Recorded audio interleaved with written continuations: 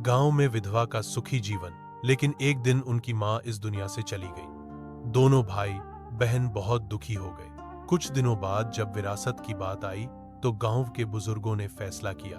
अफशां को मां की कीमती मोतियों की डिब्बी दी गई और इफ्तिखार को खेती के लिए जमीन। अफशां संतुष्ट थी, लेकिन इफ्तिखार के मन में जलन और लालच घर कर गया। बिना कुछ किए मोती मिल गए और मुझे उम्र भर मेहनत करनी पड़ी।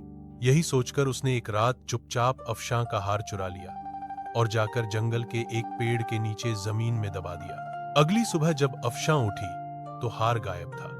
वो बहुत परेशान हो गई। उसने पूरे गांव में ऐलान करवा दिया, जो भी मुझे मेरा हार वापस दिलाएगा, मैं उससे शादी करूंगी। अगर आपको ये कहानी पसंद आ रही है तो अभी लाइक करें, सब्सक्राइब करें और अब्दुल्ला एआई स्टूडियो को फॉलो करना न भूलें, ताकि ऐसी और दिल छू लेने वाली कहानियां आप तक समय पर पहुंचती रहें। उसी समय उस देश का राजकुमार अरसलान आम लोगों का हाल जानने के लिए भेष बदलकर गांव आया हुआ था। जब उसे अफशां के हार के बारे में पता चला तो उसे शक हुआ कि शायद चोर इफ्तिखार ही हो सकता है, क्योंकि वो कुछ ज्यादा ही शांत नजर आ रहा था। उसी रात जब इफ्तिखार चुपके से हार निकालने जंगल गया तो राजकुमार उसका पीछा करने लगा। जैसे ही इफ्तिखार ने मिट्टी खोदकर हार निकाला, राजकुमार सामने आ गया और उसे रंगे हाथों पकड़ लिया। राजकुमार उसे अफशां के पास लेकर गया और बताया कि वो असल में देश का राजकुमार है।